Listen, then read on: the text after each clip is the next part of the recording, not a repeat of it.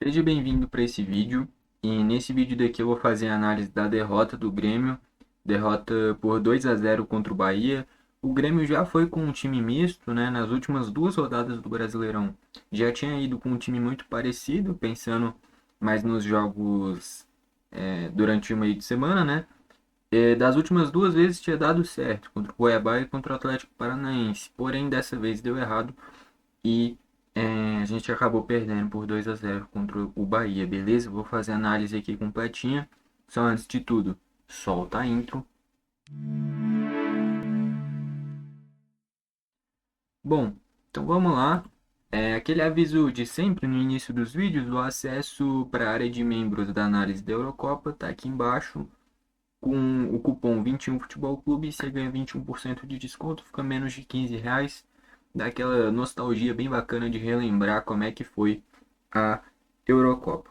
Outro aviso é que eu tô testando aqui para ver como é que eu posso deixar um áudio melhor. Eu tava usando o áudio do meu microfone, só que eu sei, cara, sempre tinha aqueles ruídos, mas eu cansei ver daqueles ruídos, de verdade, muito chato. Eu tô testando agora sem nenhum microfone e aí acaba ficando meio que aquela voz, como se eu estivesse tipo no fundo de uma sala falando meio abafado assim, sabe? Eu queria que fosse melhor, mas tô tentando buscar deixar da melhor forma possível. Enfim, é isso, tá? Então vamos lá. Já vale destacar que, como eu tô fazendo esse vídeo na segunda, o jogo foi no sábado. Amanhã já tem jogo do Grêmio contra o Fluminense. Então, amanhã é terça-feira, né? Então na quarta já tem vídeo de novo aqui no canal com análise do jogo que realmente é importante, né? Que é contra o Fluminense. Esse jogo era importante também? Era, mas acho que ninguém tem dúvidas de que o confronto contra o Fluminense é muito mais importante. Então vamos primeiro falar como é que foram os gols do Bahia. Os dois vieram do Tassiano, lei do ex. E aqui já vale destacar o seguinte: eu sei que muita gente, quando tem esse tipo de coisa, vai falar: aí ó, não era pro Tassiano ter ido embora. Tá jogando muito, fez dois gols na gente.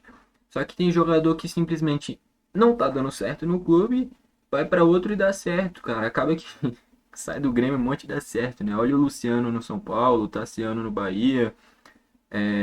Até o Diogo Barbosa ano passado no Fluminense, talvez o Thiago Santos se encontrando na zaga do Fluminense também. Enfim, tem vários casos. Porém, eu não acho que tenha sido um erro o Grêmio ter liberado o Tassiano. A gente muitas vezes tem memória curta de falar, ah, aí, ó, não tinha que ter mandado embora. Só que quando ele jogava era vaiado, a torcida pedia para ir embora. E com razão, no Grêmio não conseguiu desempenhar tudo que pode. E no Bahia consegue fazer isso, né? Um cara que sempre teve muita força física e o quesito técnico faltava um pouco no Grêmio. No Bahia ele toca pouco na bola, mas se movimenta muito e aí acaba se tornando peça principal. E se a gente analisa os dois gols dele, os dois de cabeça, primeiro veio de um cruzamento pela direita, o Fábio não marcou bem, o Tassiano ganha a frente dele, faz 1-0, último lance do primeiro tempo praticamente. E depois no segundo tempo um gol muito besta, cara, um gol que não dá para tomar, mesmo sendo time reserva, é um sinal de desatenção muito grande. Bola parada, cobrança de escanteio, aquela jogada típica, cobrança no primeiro pau. Ali, o cara que tá ali no primeiro pau tem que cortar e já tirar a bola. Era o Diego Costa. O Diego quase não sai do chão, é um lance bizarro. Ali vai culpa do Diego, que ridículo não ter pulado. Pô, era fácil, cá entre nós. Era só ter pulado um pouquinho, cara. Ele foi numa preguiça danada.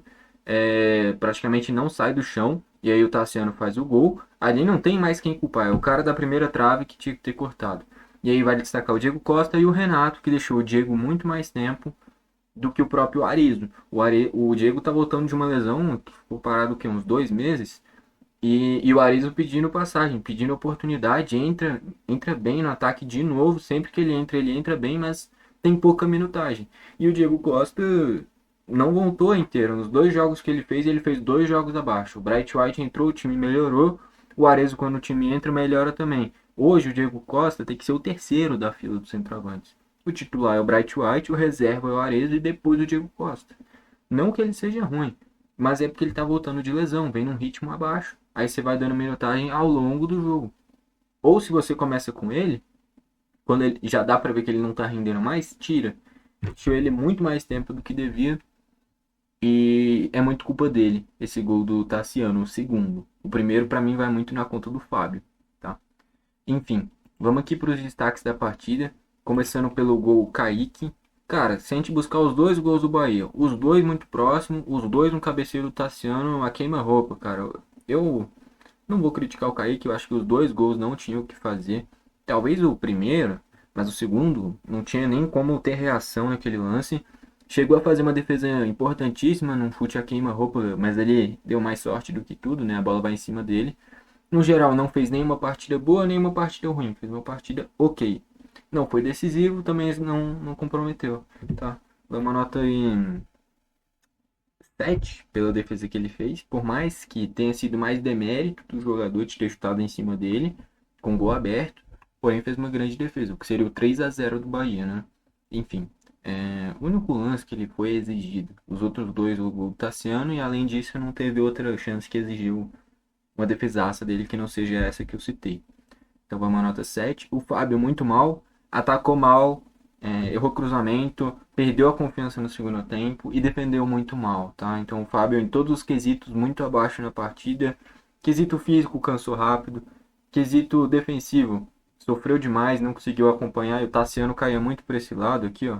Aqui na teoria ele estaria aberto para a esquerda, mas é porque ele cai muito pelo meio também. E foi justamente dele os dois gols. E quem marcava ele, na teoria, era o Fábio, no primeiro lance. Que ganha com uma facilidade tremenda. Então, o quesito físico perdeu. Nesse lance do Tassiano ficou nítido.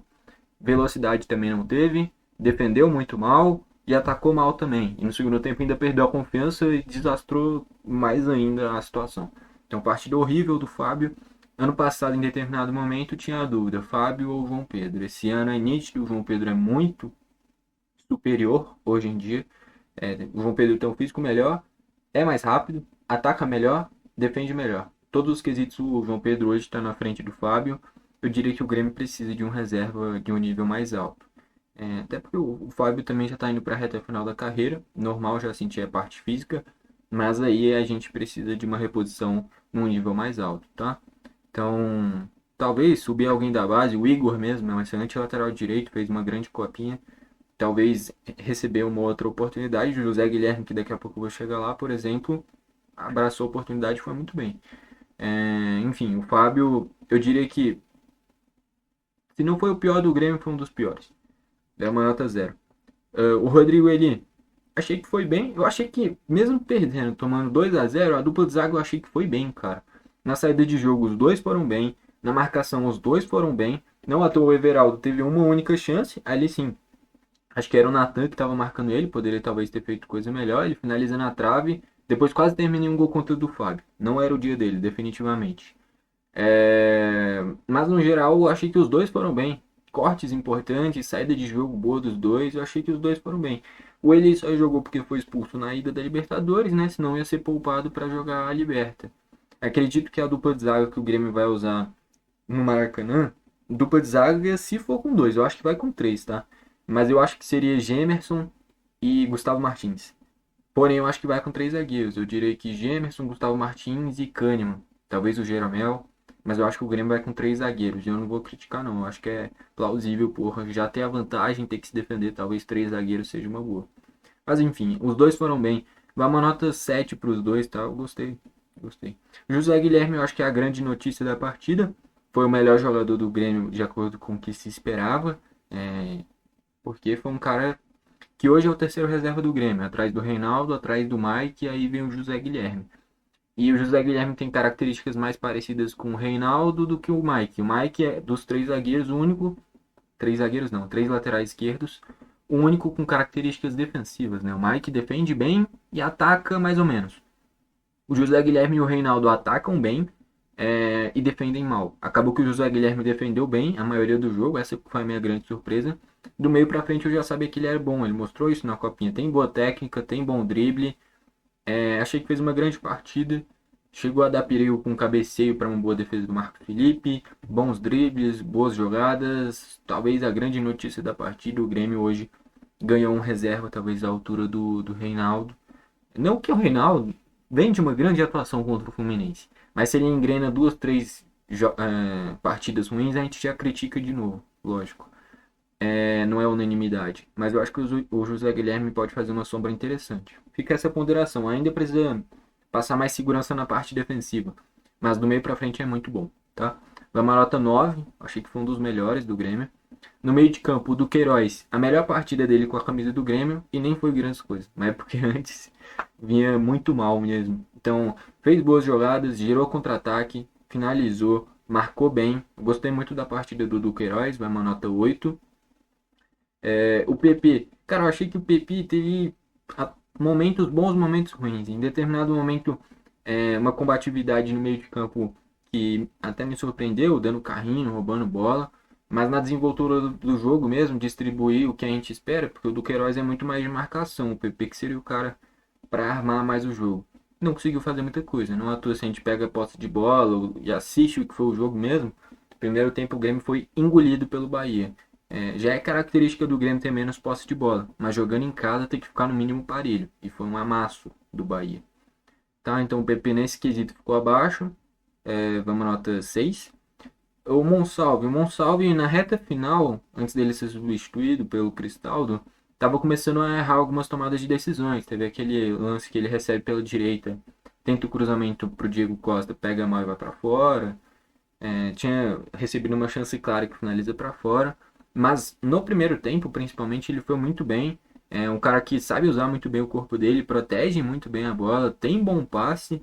O passe que ele dá pro Diego, que se fosse talvez um cara mais rápido e o Marcos Felipe não tivesse saído bem, poderia ter resultado no gol.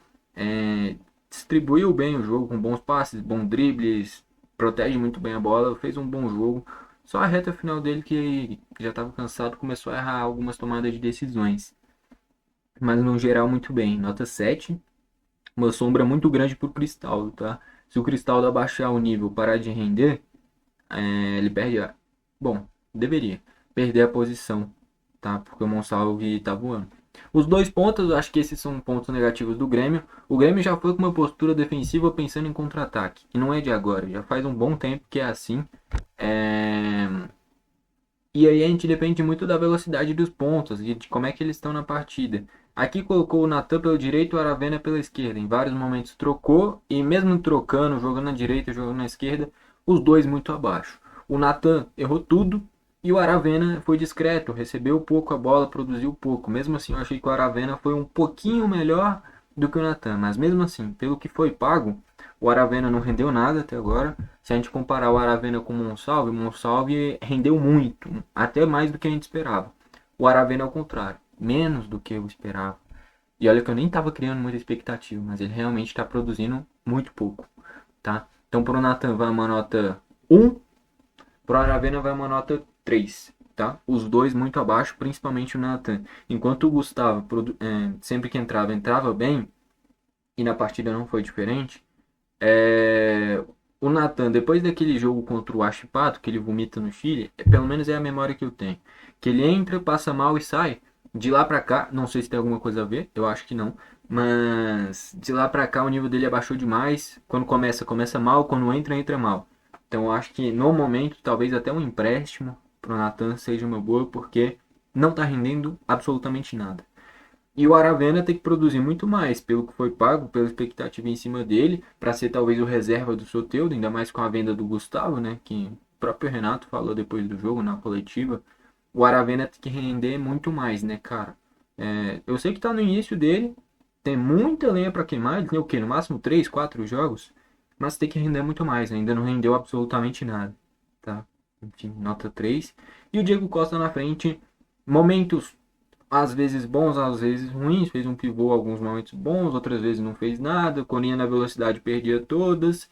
E o que fecha em uma partida ruim dele é o segundo gol do Bahia, que já era para o Diego ter saído, o cara tá voltando de lesão, dava para ver que não estava conseguindo render tudo que pode, o Renato não tirava.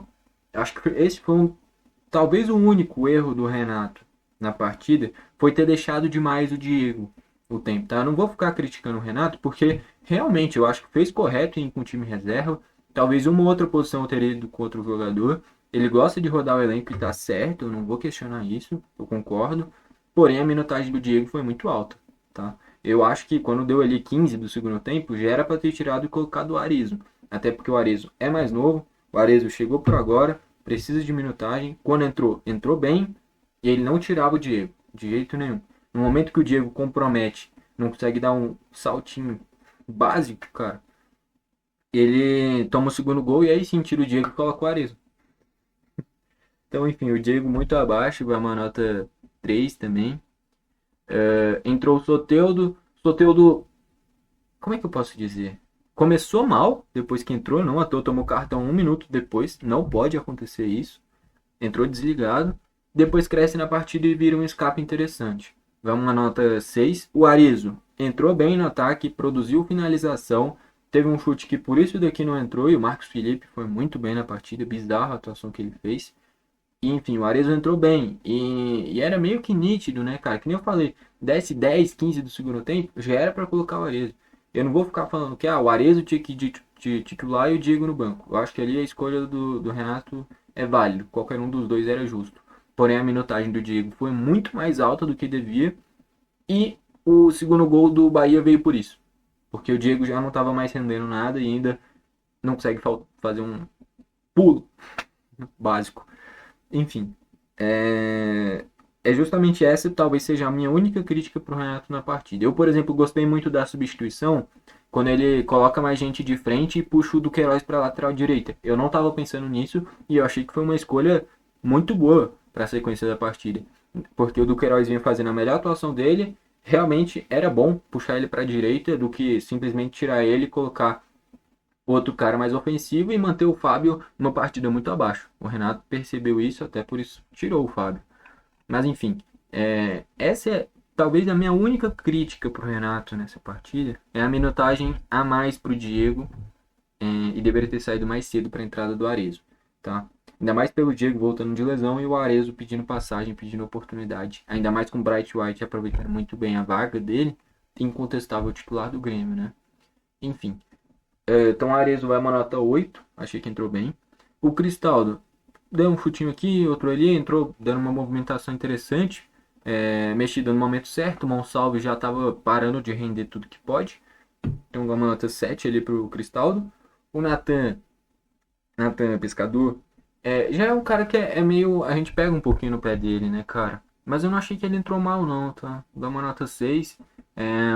Depois que ele dá um passinho para trás, né? Quando entra o Cristaldo e já tem o Ares na frente, ele entra mais nessa construção no meio. Eu achei que ele rendeu mais, tá? Fez a grande finalização do jogo do Grêmio, que é um chute forte, um chute bom. Só que o Marcos Felipe faz uma defesa com a mão esquerda espetacular. Tem vezes que a gente para no goleiro adversário. Às vezes o Kaique faz uma grande partida, às vezes o Marquezinho faz uma grande partida e às vezes o do goleiro do adversário faz uma grande partida, como foi o Marcos Felipe. Se não fosse ele, o Grêmio no mínimo tinha feito um, talvez dois gols, principalmente essa do Natan. Se ele tira um pouquinho mais, talvez entrasse, mas de qualquer forma foi um chute muito forte e que acabou parando numa grande defesa do Marcos Felipe, tá? E isso aconteceu justamente quando o Natan deu um passinho para trás. E aí eu acho uma boa, cara. Eu não acho que o Natan tem que ser utilizado como meia, muito menos aberto pelas pontas. Eu acho que o Natan como segundo volante, e eu acho que eu já tô comentando isso aqui no canal faz um bom tempo. Acho que desde o ano passado. O Natan, para ser o camisa 10 do time, não dá para colocar toda essa pressão em cima dele, não dá. E pelas pontas ele não tem a velocidade de um ponta.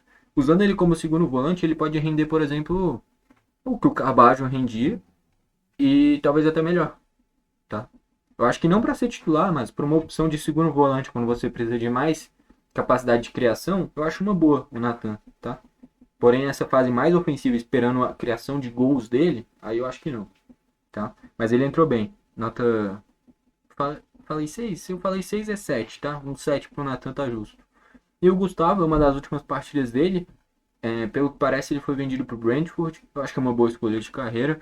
Vai para uma equipe que vai brigar pelo rebaixamento na Premier League? Vai. Mas é uma equipe que jogando em casa é muito forte. Tem potencial de talvez brigar para pegar a vaga em uma Conference League. Enfim, vai jogar a Premier League. Vai ter uma visibilidade muito grande, enfrentando sempre grandes equipes. Acho uma boa escolha de carreira dele, tá? Se não der certo no Brentford, troca de clube e vida que segue. Mas eu achei uma boa decisão dele. Só espero que a venda seja boa, né? Enfim, O Gustavo entrou bem também, boas movimentações, nada brilhante, mas um virada de jogo, dribles, enfim. Foi uma nota 6 para ele também, tá? Destaque do Bahia, o Marcos Felipe, junto com o Tassiano, são os craques da partida. O Tassiano decisivo na frente, fazendo os 2 gols, atacando as costas do Fábio e depois a falha do Diego Costa, não cortando na primeira trave. E o Marcos Felipe, principalmente por essa defesa do Natan, fez uma boa defesa no cabeceio do Zé Guilherme, defendeu o chute do Arezzo, enfim, o Marcos Felipe foi um dos melhores da partida. O Canu fez um bom jogo, os dois laterais atacaram e defenderam bem, o Caio Alexandre distribuindo no meio de campo muito bem, o Everton Ribeiro, na fase ofensiva, acho que ele não deu nenhum chute. Mas nessa armação do jogo, sempre quase como um jogo de xadrez, encontrando espaço no meio de campo do Grêmio. O Everaldo quase fez um golaço que parou na trave. E é isso. Estatísticas: 13 chutes do Grêmio sendo 5 a gol, 12 do Bahia sendo 5 a gol.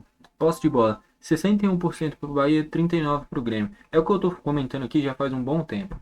O Grêmio, não adianta vir com aquele discurso de o Grêmio tem um futebol bonito, tem a bola, envolve o adversário. É mentira. O Grêmio é uma equipe que se defende bem e aproveita a habilidade e a velocidade dos pontas.